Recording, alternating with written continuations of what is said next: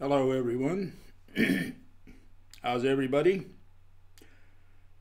Today, I'm alone. I gave my son the rest of the day off. So Hans is working on something else. Um, kind of told him I don't need him. so, um, so I'll be holding up the fort all by myself. And the reason for this is that I'd like to talk about time. And today I just want to give a little bit of an introduction. And the introduction is going to be more specifically about the history and the definition of time. And so I thought that I didn't need him today. So I gave him the rest of the day off. Now, some of you might not like history, and you say, well, you're going to trouble us, you're going to bother us with history. And first of all, you're talking to the wrong guy. I loved history. When I was in high school and college, I absolutely loved it. I still love it today. And it's such a love for it that I try not to read too much history because I get enthralled and I just spend a lot of time reading it. I like history a lot. And but I can realize, I understand a lot of people are not interested in history. But you kind of need to get a feel for history, for the history of anything, really, for that matter, to know how we arrived at the point where we are today, where we have mathematical physics talking about time dilation. You're warping time with what? With gravity. How did we get there? And I think you kind of need to go back in time and, time travel and go through a little bit of history to find out, how we arrived at where we are today. And I'm not going to bother you with all the details. I probably don't even know all the details. All I can do is just kind of highlight some of the milestones for you so that you have all these stepping stones and you more or less get a big picture of how we arrived where we are today. So let's get started. One of the questions that I always ask is whether the animals know or understand time. Do they have any notion whatsoever of time? And my answer to that question is that I think they do. They do some animal. I can't say every animal. I don't know about ants. But I would think that the higher animals, lions and elephants and so on, I think they have some kind of rudimentary notion of what time is. And the reason I reach this conclusion is that, the lions know when there's a this migration going on of wildebeest, zebras, and other animals. And they know that at a certain time in the year, or more or less, these guys are going to go around and come back to where the lions are. And they're kind of waiting for them. And these animals left to begin with because there was no food, no rain maybe, or no water, And so they go through these major migrations, going through rivers where there are crocodiles, and then they come back and so on. And I think the lions are kind of waiting for them. They know that these animals are coming back. So I think that's their calendar. That's their notion of a calendar, and I think they have some notion of it. But then you can go a little deeper and ask whether the Neanderthals, our cousins, did they know about time? Did they have any need for time?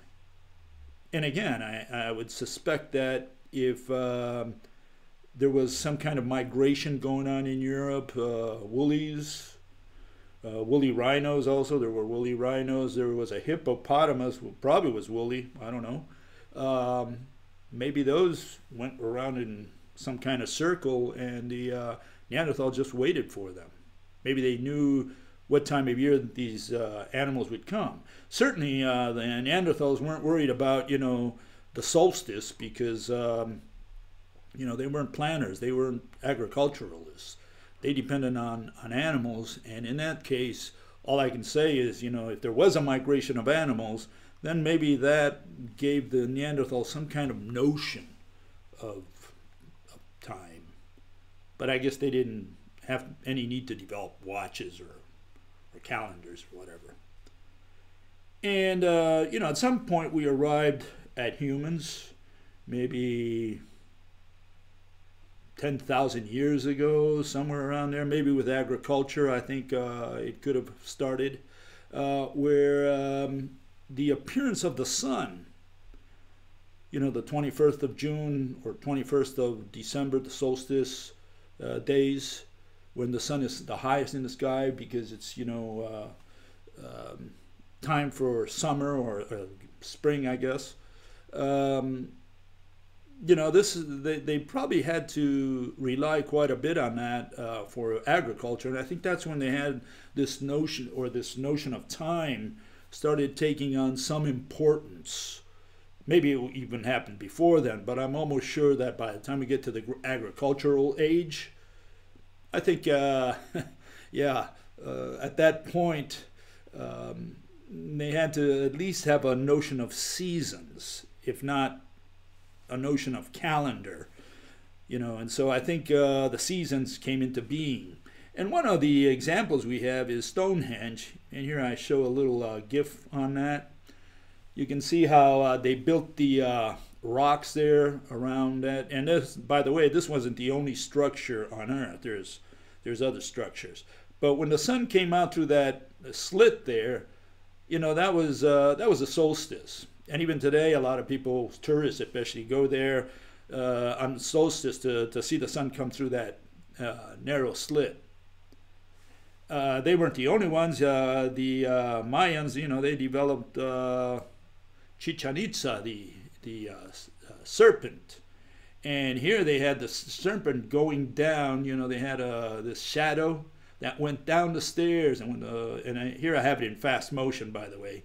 But when the shadow reached the nose of the serpent, well, something happened. It was time for something else. We had now the summer season, or the spring season, I guess. So they used all these structures to keep track of time. But as of this moment, we still have this calendar time. They were really talking about seasons, and that was probably the first notion we have of time. At some point, we developed clocks. We have one of the first type of clocks, clepsydra, and what it is essentially, this is a little too big for what it really was, but it was essentially a dripper. You had some water dripping in some kind of container, and when the container reached a certain level, well, you had maybe 15, 20 minutes were up. And this was for the first time, this is the first time we have a clock. We're no longer talking about years or seasons or months. Now we're talking about minute time. We're talking about seconds. Maybe not seconds, but for sure minutes. And so we started getting a notion that time passes, as we say today. And as we've said throughout history, by the way. At some point, this is not clear today, we developed the hourglass. And I guess most of you are familiar with the hourglass. When you turn it around, you have the grains go in the opposite direction. They fall from the upper bulb to the lower bulb, one container to the other. And this again, you can maybe use it to count minutes, maybe to count hours. That's typically what the hourglass is used for. And the question is, when did this hourglass come into being? One argument or one piece of evidence, you can say, comes from a wedding feast around 350 AD. This is a picture. I don't know if you can see it that well there, but in the area, I'm going to see if I can make it a little bigger here. The circled area is what shows up in the picture. And you can see it looks like an hourglass. that someone there is holding in their hands. And this is probably the first notion of an hourglass, even though some people doubt it, because for another 1,000 years we don't have hourglasses out there. We have no evidence of hourglasses until the 14th century. And so the question is whether this is really an hourglass. But some people believe it is simply because it looks like an hourglass. Maybe it's something else. For sure, by the year 1338, we do have a picture. This is the first documented picture of an hourglass, 1338. And you can see I have made the small hourglass there bigger so that you can see what it looks like. And yes, that is an hourglass that the lady is holding in her hand. We have the grains in the top falling to the bulb in the bottom. So at this point, for sure, we have a definite notion. This is 14th century. By that time, we do have a notion of time, and I'm sure that we had a notion of time, hours, and so on before this. But here, at least, we have, you can say, evidence that we did have a clock. This is one of the first clocks. And we didn't stop there, obviously. We eventually developed the clocks that we have today. But what happened? That's clocks. But what happened with time? And time, we can trace in the Western world all the way back to Plato and Aristotle. These guys set a lot of precedents, and those precedents were used for at least 1,000 years after them, if not more, and in several fields, because they discussed a lot of these issues among the Greeks. And Plato had this notion that time had a beginning, but he did not distinguish between the past, present, and the future. Maybe he was the first guy to really conceive the block universe. Maybe he even had an idea of the Big Bang if he said that time had a beginning. Maybe what went, who knows what went through his mind. But these were some of the notions that he wrote about. Aristotle wrote a little more. He analyzed time a little more. And one comment that I got from him, which is in his Physics, Book 4, he says time is a measure of motion. But notice that he says it's a measure of motion. He says time is not motion, but number of motion. And in other words, he's saying that time, motion is not time. The only way you can get motion to be time is to put a number to it. You got to put a quantity to it. When you say 5 seconds, then you're talking about time. Otherwise, you're talking about motion. And he also believed that, unlike Plato, that time was everlasting. He believed in eternity. He thought that time was eternal, that it moved somehow eternally, that time never stopped. So he had this notion, whereas Plato apparently had a different notion of what time is, especially regarding eternity. Plato did not accept eternity. And but the guy who really does a more thorough analysis is Mr. Augustine, St. Augustine, who lived in northern Africa around 400 AD. And he asks a rhetorical question. He says, "What then is time?" And he answers, "If no one asks me, I know. If I wish to explain it to one that asketh, I know not." Now that's a great definition. You ask me what time is, I can't tell you, but I know what it is. And suspiciously, Newton's going to say more or less the same thing 1,000 years later. So what was going through Augustine's mind? Well, he says the following. He says that it was God who made time. And he says, what time could there be that you had, referring to God, right? What time could there be that you had not created? You are the maker of all. If there was time, you made it. For time could not pass before you made time. Of course, Augustine was a bishop. He was a churchman. And so he was trying to prove in his mind the existence of God, and he was justifying everything around him, physics included, in terms of God. And so he believed that time was preceded man and that God created it. And where did he get this? Well, he says he got it from the Bible, and this is his line of reasoning here. He says, the clock begins to tick the moment God creates the universe. God creates man at the end of the sixth day, but the universe already existed for the prior 5 days. So God had made light, he made the stars, he made a lot of stuff before he made man, so time precedes man. That's his reasoning. And therefore time is not eternal in the sense that it had a beginning. Time existed before man opened his eyes, and hence time is independent of consciousness. In other words, with his reasoning, he believes that time already existed, if we're going to use that word. Time already existed before man because God created it the moment he created the universe. And since man was created 6 days later, or like Mark Twain says, he created man on the last day when he was tired. And so there were a few days before that time was already working, time was already existing. And so time precedes man, and because time precedes man, it's an independent entity. Okay, and this is important because Augustine was a very influential man, not only in his time, but for the next 1,000 years. So you got to keep in mind what Augustine is saying, because since he did a complete evaluation of time in the 4th century, a lot of people paid attention and read what he wrote throughout the next 1,000 years.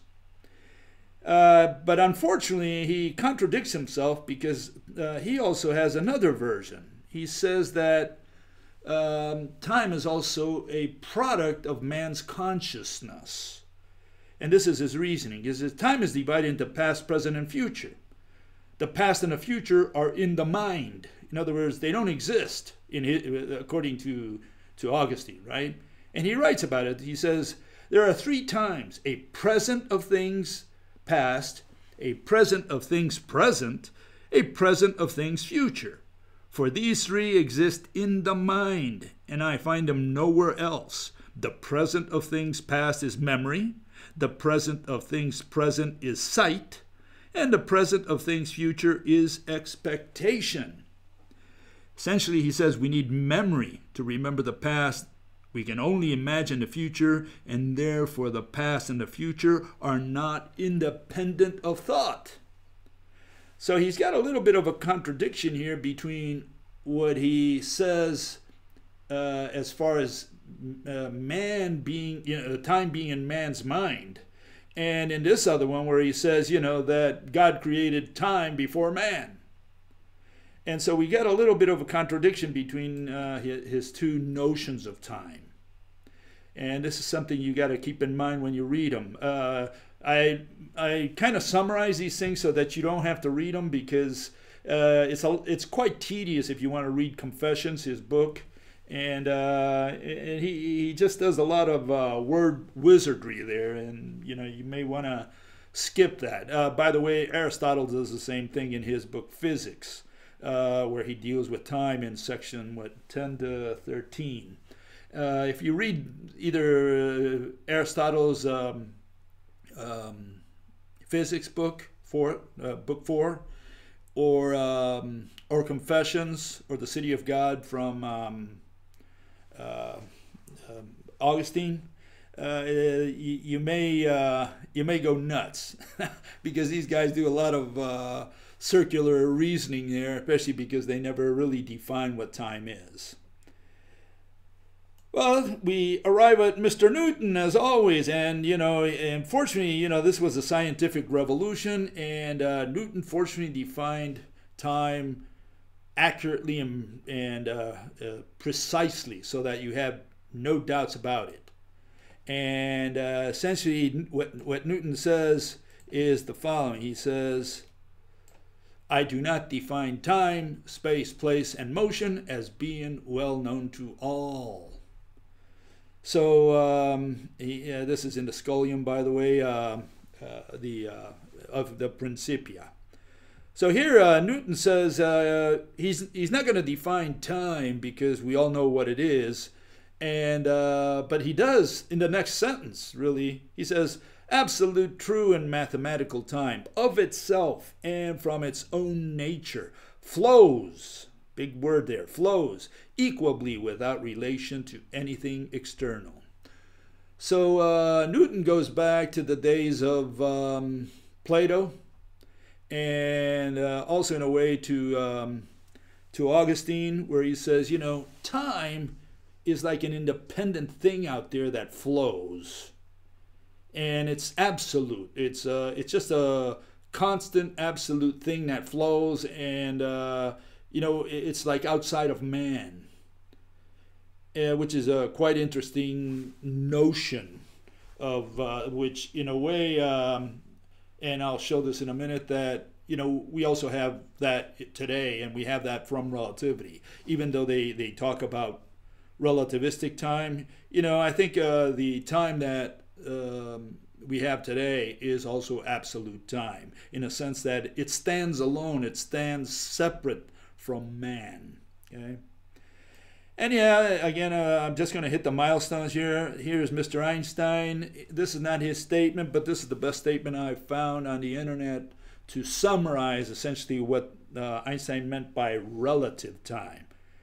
He says, if space and time are absolute, then the speed of light must be relative, depending upon the speed of the observer.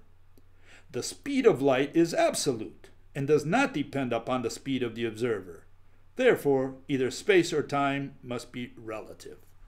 And that's essentially the reasoning that Einstein used. He says, yeah, look, if space and time are fixed, light has to travel at different speeds. Since light travels at a constant rate, then it's time and space which have to give. They're the flexible things. And so that's how Einstein said, you know, came up with the notion that time is really relative. It's a bubble gum that you can stretch. Unlike Newton that said, you know, time clicks or ticks at a constant rate. And, you know, essentially Einstein says, look, it depends on everybody's clock. Everybody has a different measure of time, and in that sense, time is relative. Okay, so where do we stand today? Here we are in the 21st century. We have science. We have made progress in just about every field. We've got technology. And so we have mathematical physics. I mean, these people have been doing equations for who knows how long. So they should know what time is, right? And so if you look up the word time in the dictionary, what do we find? Time is what we see, what we use a clock to measure. Now that's the definition at the Internet Encyclopedia of Philosophy. Time is what we use a clock to measure. And so what is a clock? It's an instrument for measuring and recording time. So we made a complete circle there. You know, time is what we measure with a clock. And what is a clock? Clock is what we use to measure time. Those are the definitions we have today. And no, Wikipedia stands by that, says a clock is an instrument to measure, keep, and indicate time. Okay, so we know what a clock is. What is time? Well, fortunately, the Wikipedia also tells us that. Wikipedia says time is the indefinite continued progress. That's what it is, a progress of existence and events. La, la, la, la, la. So what is progress? Well, it's an advancement to a higher or more developed state. And those are words taken out of the wiki. So time is a progress. And progress is an advancement from higher to a more developed state. So I'm not sure that we understood anything. What does developed state have to do with time? And obviously, you can't use the definition of progress that Wikipedia has and plug it into the time definition and try to make sense of that statement. You absolutely won't. But what have we learned? You know, time is the indefinite continued progress of existence and events. So all we're saying is that things march along. That's all we're saying. You know, can we replace the word time there with motion and say motion is the indefinite continued progress of existence and events? I guess you could, because there's really no difference in the word time or motion with that same definition. I think you could put either one in there. So we don't know what time is as of today, and mathematical physics has no definition of time, because mathematical physics relies on what? They rely on the English majors to tell them what time is. Let me put myself back in here so I don't sound so.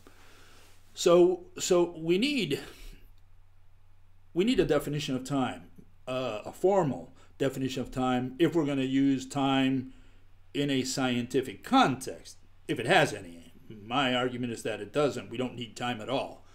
But if the mathematician is going to introduce time in a discussion, in a debate, then I would urge him to define the term before he begins saying anything using the word time.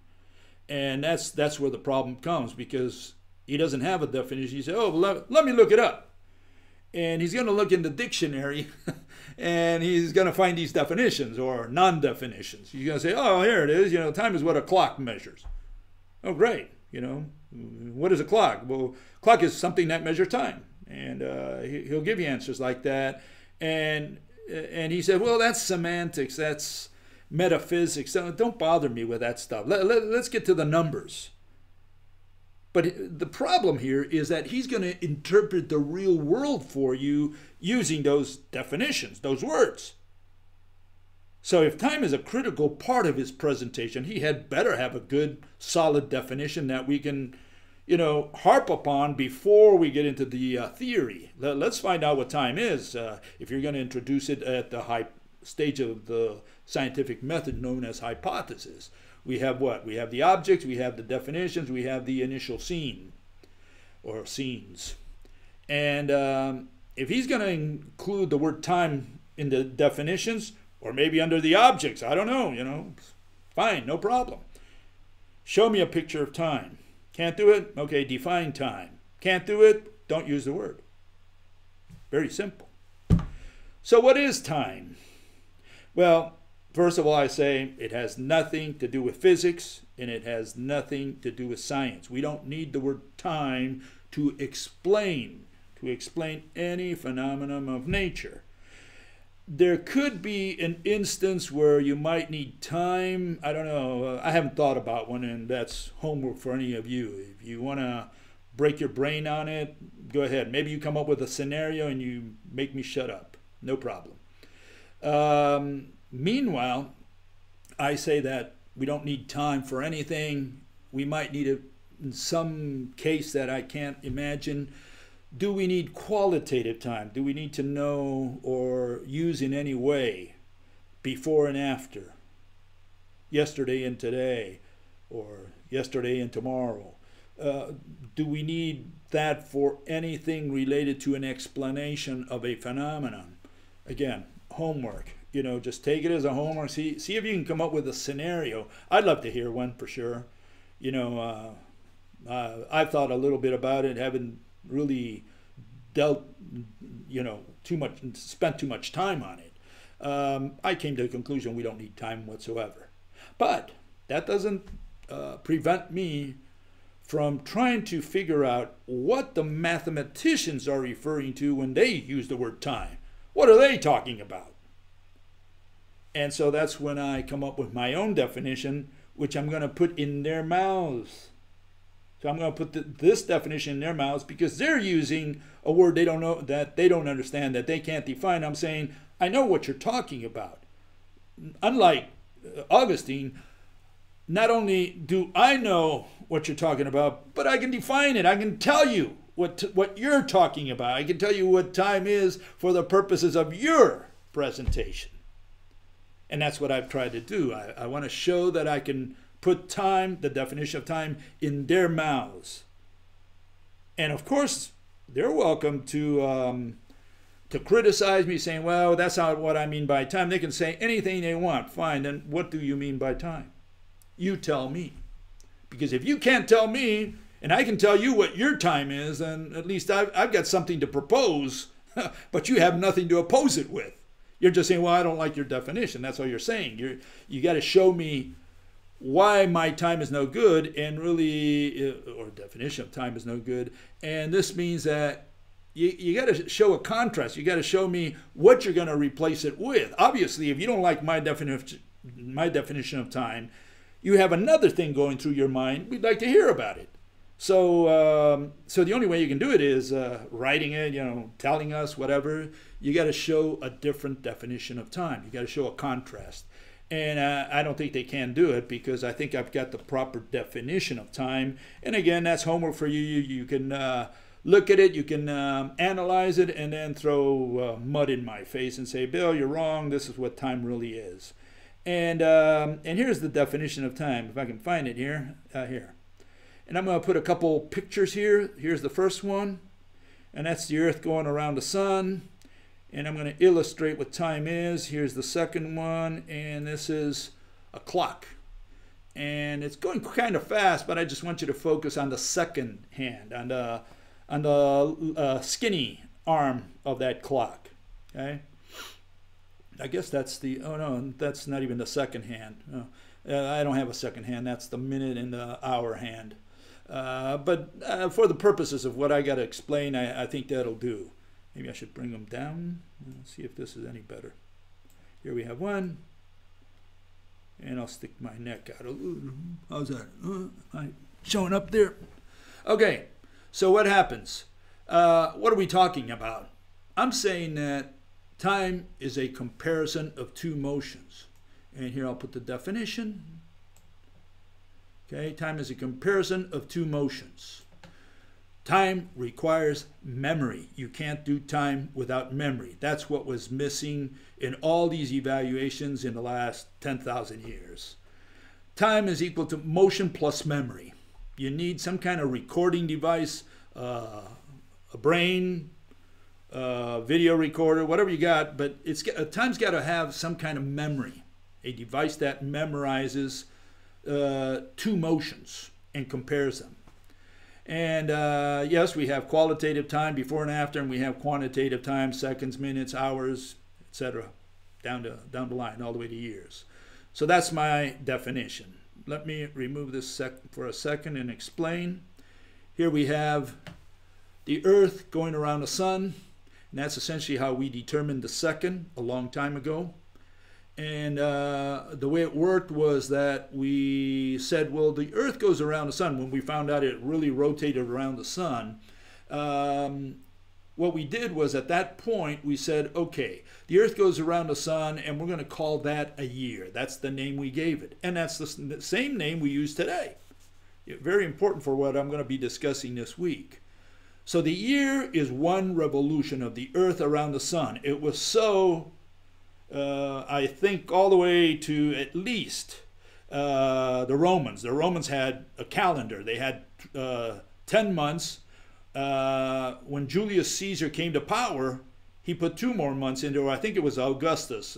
He put 2 more months, which was July, which was named in honor of Julius Caesar, and August, which was named in honor of Augustus Caesar, Octavius. So that's when the months of July and August got created.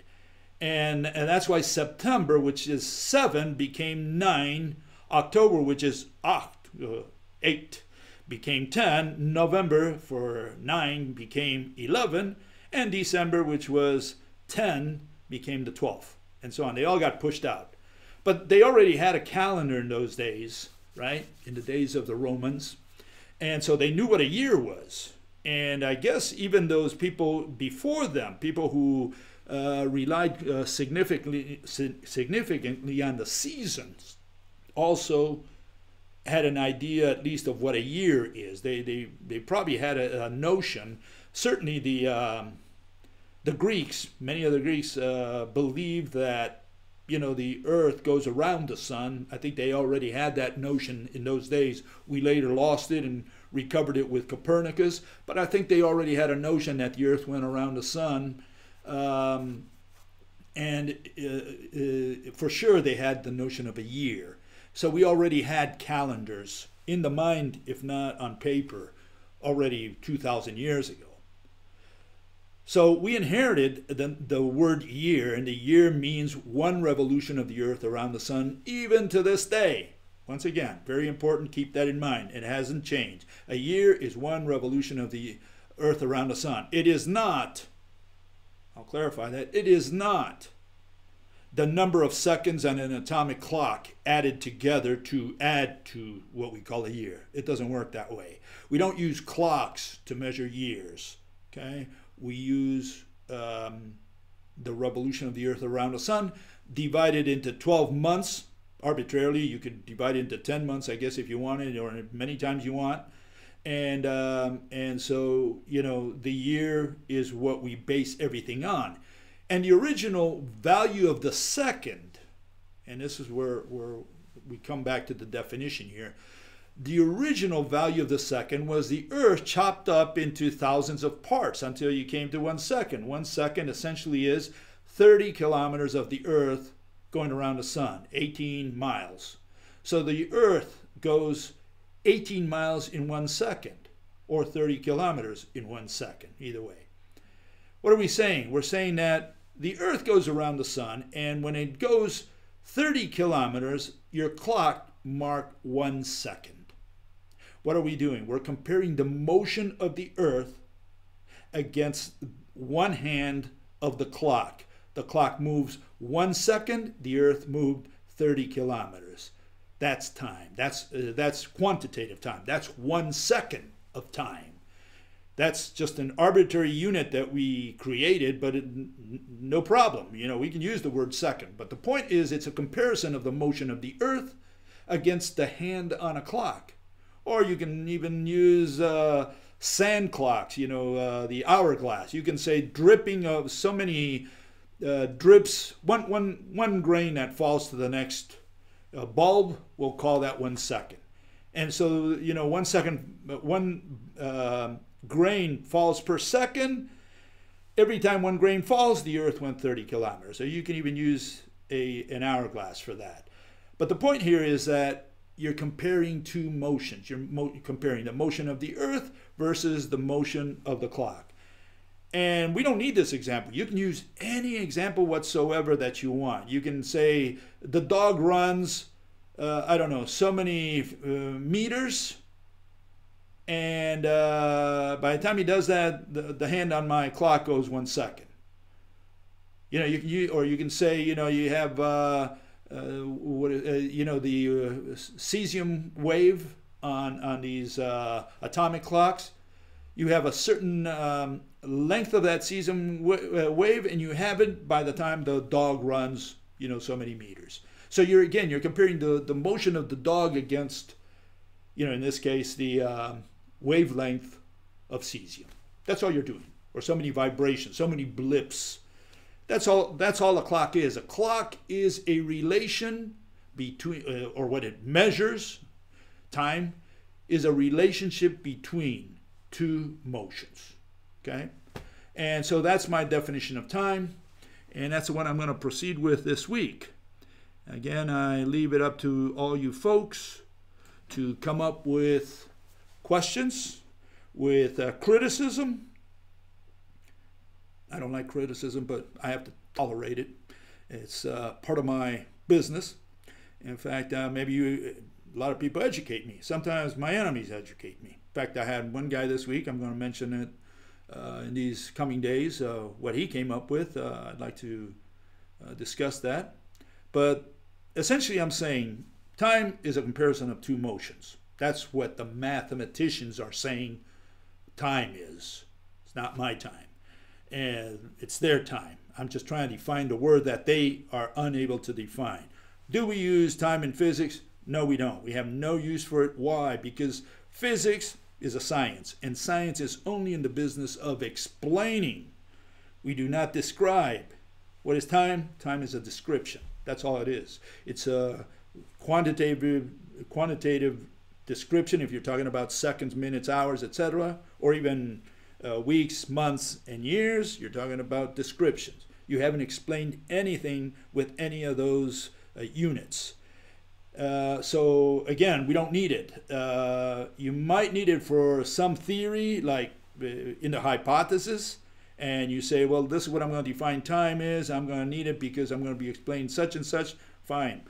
That's homework for you guys to come up with a scenario where you do need time in physics. We don't. So I will see you this week, and I'll be discussing time. So get your clocks ready, get them to move, and come up with questions and do the homework. We'll see you tomorrow. Bye-bye.